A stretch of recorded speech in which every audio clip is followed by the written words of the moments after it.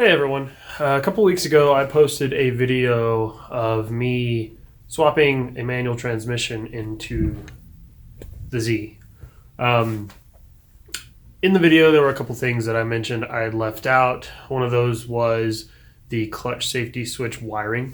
The reason I left it out is because it's a little different depending on what year of Z you have, and also I think it's a bit different for the G35s as well. Um, it's not a big deal. It's not a big difference. It's basically where you hook the wire to. There's two different wires depending. I figured since I've gotten a couple questions since then, and it's kind of hard to explain through text, I figured I'd just make a video of me actually doing it in mine, and then I'll make note of the difference that you'll actually look for if you have one of the earlier models. But before I get to wiring that, I do want to knock one more thing out.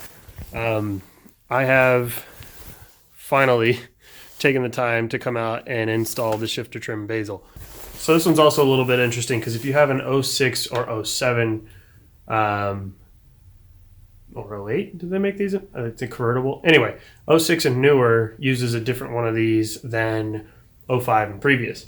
It's subtle, and I didn't notice it because you'll notice I ordered the wrong one.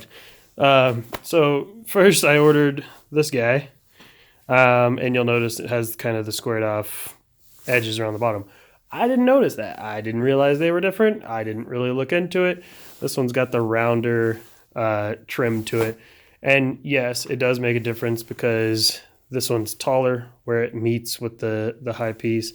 It's completely different. It doesn't fit. You'll also never get your climate control knobs to fit in there properly because they use a different mounting system as well. So I'm gonna get started on that. I should knock that out with just a couple of minutes, and then I'll get to wiring the clutch safety switch and we'll go through all that.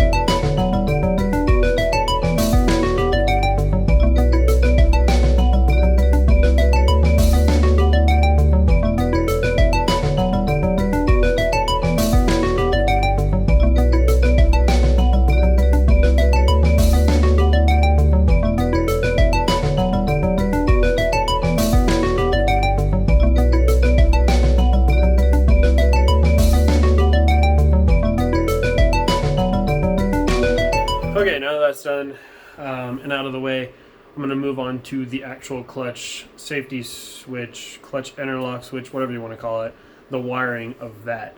Now, it's pretty straightforward as long as you know what you're looking for, and that's why I'm here to show you. So if you come to the battery box side of things, I've got some of this taken out. This still has to come out, and what wire we're looking for is under here. So once this comes out, I'll actually show you, and this is where it splits up for the two different model years of cars. So the 04.5 and newer are going to use wire, I think it's like 50. Here, I'll put the diagrams up and I'll explain it a little bit better in the future. Okay, Dylan from the future here. I've got everything kind of pulled up here so I can kind of talk about it while it's in front of me because otherwise I will forget. So I will put a link, I'll put a couple links actually in the description of this video, and those are going to be what you're going to go to, and I'm going to label them for what year range you're going to want. Those are links to the factory service manual, and essentially you're going to scroll down to whatever page it is that I will also put down in the link. Screw it, I'll just look it up. So if you have a 03 or 04, you're going to go to, I'm going to link the one to the 04 because it's the same wire for both. Now, in the 04 manual, you're going to scroll to page 21 if you want to see the diagram of which wire goes to the TCM. It's 43, by the way. It's the wire you're looking for is wire number 43. Now, that 43 is going to be important if you scroll down to page 22, Then down in the bottom right side of the screen, you're going to actually see one of those connectors where it plugs into the IPDM box. So basically that fuse box, that's the wire you're going to tap into. So this is the one you have to strip and connect the wire to, and I'll show you that here in just a second. Now, if you have an 04.5 or newer, I have connected I've linked the manual for the 06. Once again, doesn't really matter if it's a newer one because it's the same wire. In that 06 link, you're going to scroll down to page 37. That'll show you that it is wire number 53. Now, once again, you're going to scroll a little bit to find it. Now, this one's different because if you're in the 06 manual, you're not going to scroll one page down, you're going to scroll 2 pages down. And then we're going to find 53. So 53, once again, is in the bottom right corner of this diagram. It is the top left wire of that connector. It is on connector E9. It should be pretty easy to figure out, I hope. You'll kind of see it in the video of me actually doing it. It's real easy to get to on this one, even though it's in the bottom right-hand corner of this fuse box. Just unplug it. I took the battery out because it makes it a lot easier to work down there with no battery in the way. So that is essentially what you're looking for. If you have any questions about this, obviously just send me a comment, message, whatever you can. Find me on Instagram. I'll link that too. I'll usually respond to that a little bit quicker. But it should be pretty straightforward now that you know what to look for. I will also put a link to the directory of all the service manuals, just in case you don't trust me and you want to actually go find one for your particular year. That's fine. I don't blame you at all. I would do the same thing. So find that link. Send me any questions you have about this. Okay, so back to present, Dylan. The wire that we're looking for obviously is going to be in there. You now know which one to look for, whatever number it was. So the wire has to run from here, obviously. And then what I'm going to do is I'm going to pass through the firewall, and then I have to wire it to this little guy right here. So this is the pigtail that plugs into the back of the clutch safety switch, which is right here. All right, so that's the clutch safety switch that we're looking for. The idea is when you push the clutch, oh God, this is hard to do with a hand.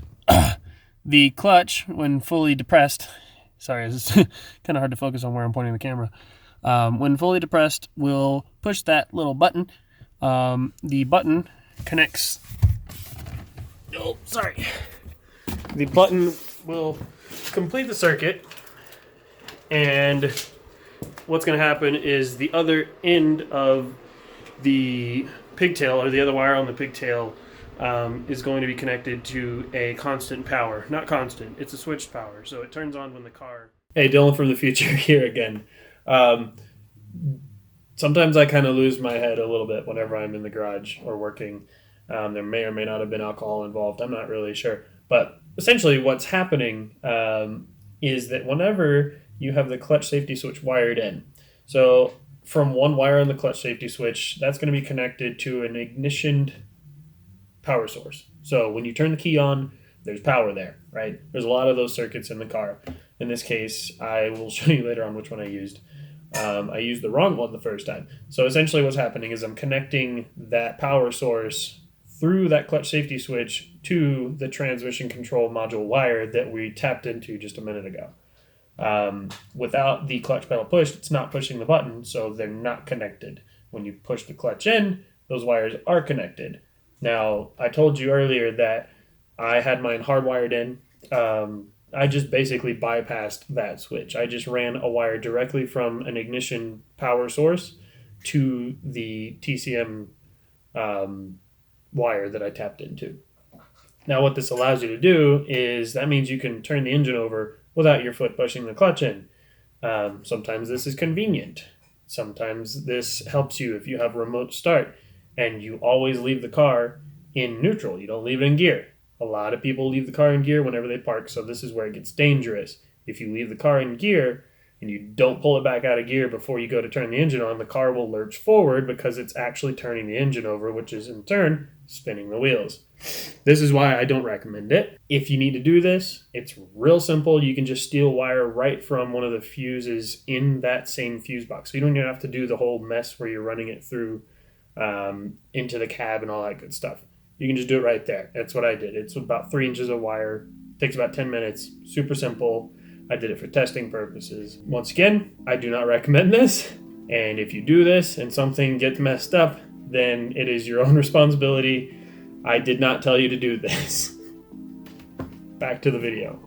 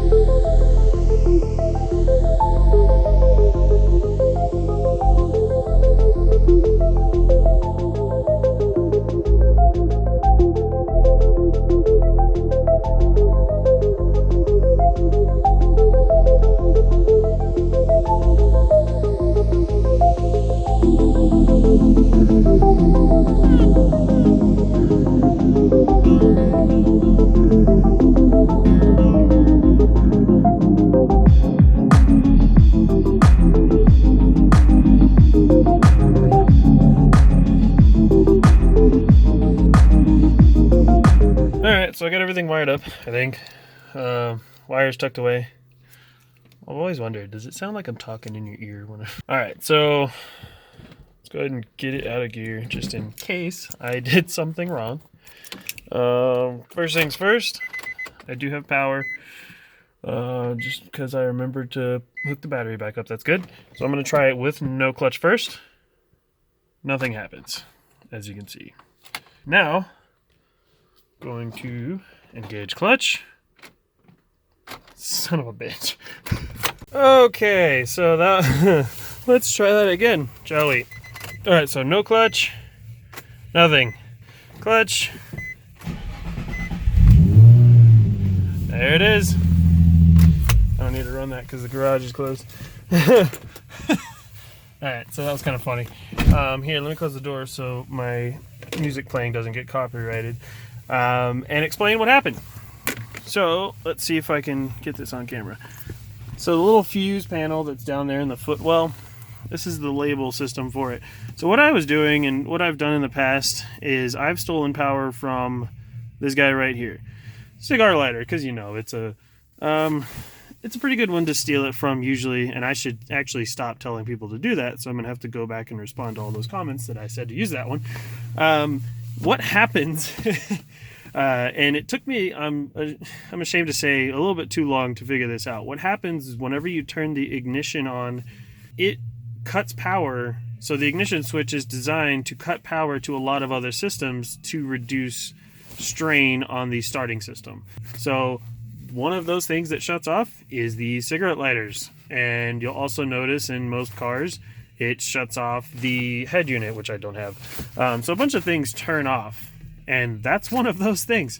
So as soon as I turned the key on, there was no power going to the fuse that I punched in. So once I figured it out, basically I just redirected. So I pulled the fuse, that add a fuse, I pulled it from the cigar lighter one, And I actually just put it on this O2 sensor one because I know those are running, and it's actually kind of easy to tell once you look at it. So where it says ignition up in these little top guys right here, those are actually all good to steal power from because those are all switched with the ignition. I didn't think about that before, but these accessory ones are not. So yeah, basically that's what you're going to want to look for. Now I just put in a 10 amp fuse because all it is a signal wire. There shouldn't be more than, maybe 1 or 2 amps running through that wire anyway. So pretty much any of those will be fine. Yeah, so just grab one of these guys down here, use that as your fusible source, and then that way you're wired up safe. Okay, so hopefully that was helpful, at least more helpful than me trying to explain it out in words. It's really hard for me to explain things in words, especially while I'm doing them, as you can see. So if you have any other questions about it, like I said, just contact me any way you can. I will do my best to help. I did want to answer a couple other questions. So the question I've gotten from a bunch of people on YouTube and otherwise is how much did it all cost? And that is the big question I'm seeing on the forums and everything. So I wanted to kind of throw together what I paid. Now, this is by no means typical because of where I got the parts, who I got them from, how much I paid for them. You might actually pay a lot more. You might actually pay a lot less. I've been collecting the parts for quite a few months now, in some parts for years. So I like to wait for a deal if I can. But nevertheless, I'll throw together just a quick number so we can kind of get an idea of what I spent. Now, keep in mind, this does not account for labor. If you're doing this yourself, obviously, it's your own labor, but your time does have value. So keep that into consideration. If you're paying somebody else to do this, the labor is going to be a lot. I'll just put it that way. It took me, I did this over the course of about a week. Now, I was only working, some days I worked for 2 hours, some days I worked for 10 hours. I'll be honest, it took me a long time. Now, as far as the cost goes, it's going to take me a while. Jesus. It's kind of painful to actually look back.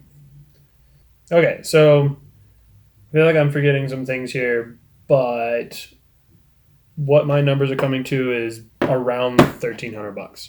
So just depending on what parts you get, I did a lot of original equipment parts, but I got a lot of them off of salvage cars that were actually in salvage lots. So I've got alerts set up for LKQ. I've got alerts set up for the various U-pull-in pays. So pretty much anything that I saw go into a lot that was a manual transmission 350Z for the past year or so, I would go and scavenge whatever I could as quickly as I could. So the brake pedal, the clutch lines, even the clutch master and the clutch slave. Now, I did also buy rebuild kits for those, and I'll actually be putting a video of that out soon of rebuilding the clutch slave and master if you're interested in that. So a lot of this stuff was cheap. A lot of it wasn't cheap because then I went for, something a little bit heavier duty because I know what this car is going to be going through. So I would say somewhere between $1,200 and $1,500 is what I spend and what you'll expect to spend depending, give or take a few hundred probably. The transmission, I think, is the big one. So you could easily spend $500 more than what I spent on one. You might be able to find one cheaper, but this was low mileage. It is a CD009, so I think I got a pretty good deal. So that's all I have for this video. Hopefully it was either enjoyable or useful or maybe both. Let me know any other questions you have about the build in general or just the swap. I've actually got pretty good plans for the car. Most likely not going to be competing this season just because the first time attack event in the series that I want to compete in is actually a week from now, and guess what? I'm not ready. But what I will do is get as much seat time in as possible just so that I'm more prepared. Plus, I'll have more time to develop the car and actually build it. But what I am going to do this season is I'm going to be doing kind of benchmarks. So we've got a couple tracks near here that I'm going to be doing. So like full stock setup, and then I'm going to do it with maybe good tires, coilover, so on and so forth. So if you're interested, subscribe. I will be doing this as quickly as possible to get ready for the warm weather. It's still cold, and it dumped about, 8 inches of snow today. So not that big of a rush, but stick around, and I will do my best to put out at least moderately regular videos. So thanks for watching, and I will see you next time.